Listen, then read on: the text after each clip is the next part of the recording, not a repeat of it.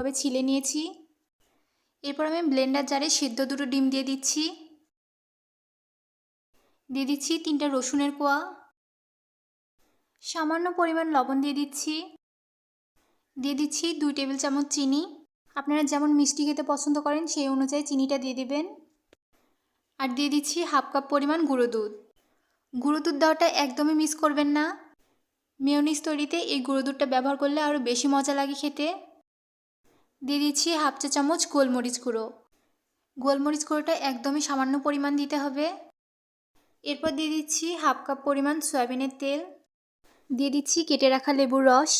লেবুর রসটা দিলে মেয়োনিজের ফ্লেভারটা বেশি ভালো আসে, আর তার সাথে দীর্ঘদিন সংরক্ষণও করে রাখা যায়।